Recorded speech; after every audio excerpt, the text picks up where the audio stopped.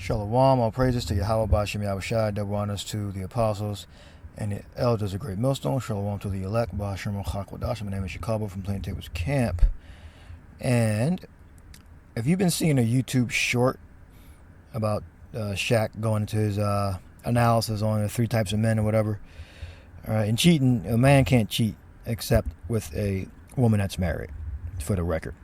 But it's on her podcast. It's Giving podcast. I have 4 white girlfriends with Shaq. And where he actually made the statement, I didn't I didn't watch the podcast, her interview. But this is the actual video in which he said it. It's Giving podcast. I have 4 white girlfriends with at Shaq. So this is funny, enlightening, and entertaining. Okay, so you can go check that out. And let's go to the meaning of this video. So when you click on Exodus 21 and 10, and you click on the cross reference, it cites 1 Corinthians 7th chapter. 1 Corinthians 7th chapter. And goes into marriage, laws on marriage. All right. And what the anti-Christians do is they try to say, oh, this means you can only have one wife. All right. They're terribly misinformed. All right. I'm not trying to get them to not believe that. That's not what the point of this video is. I'm just simply reading the law and reading, what even Blue Letter, has cited to be as a scriptural reference to refer to. All right. So you have Exodus 21 and 10.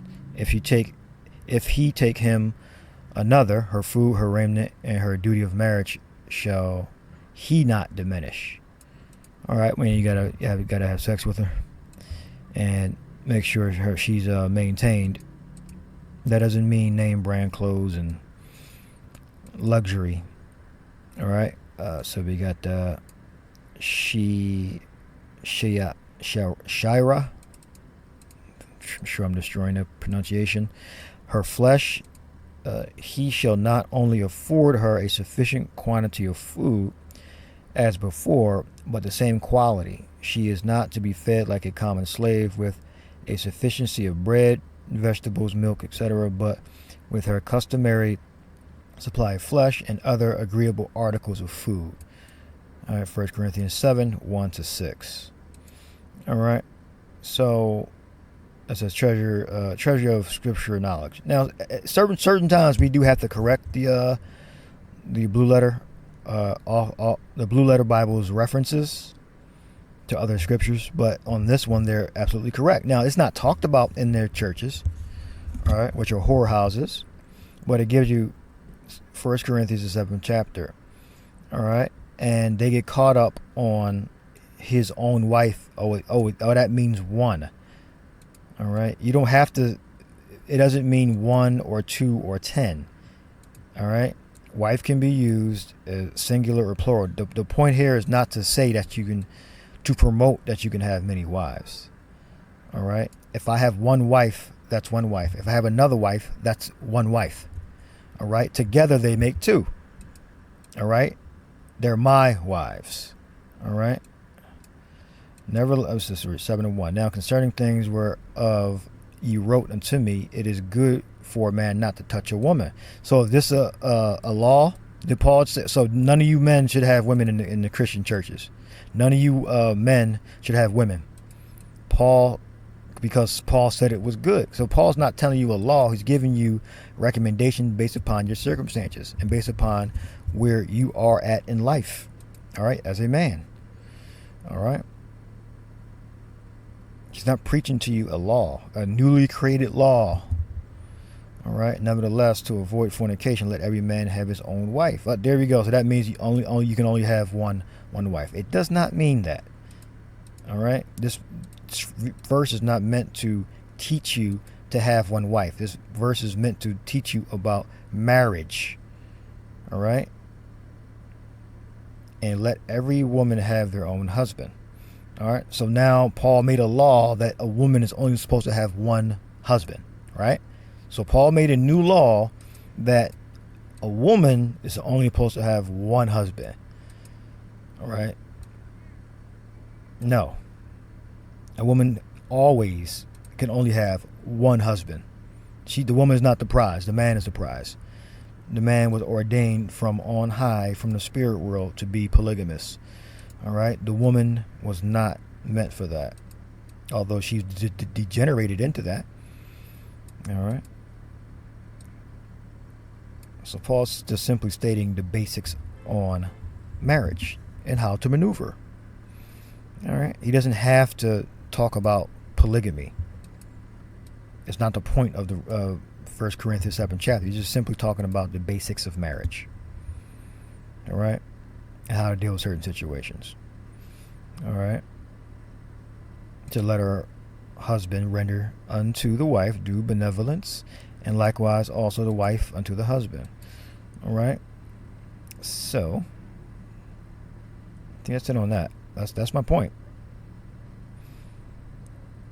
Then I want to bring up another word. Let's look up wife.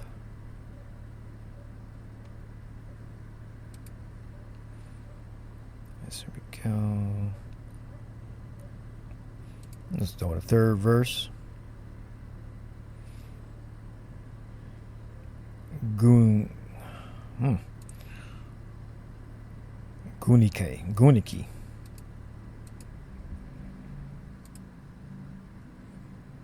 Let's look that.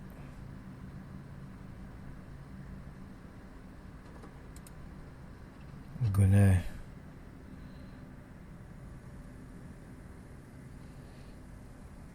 G1 Guni.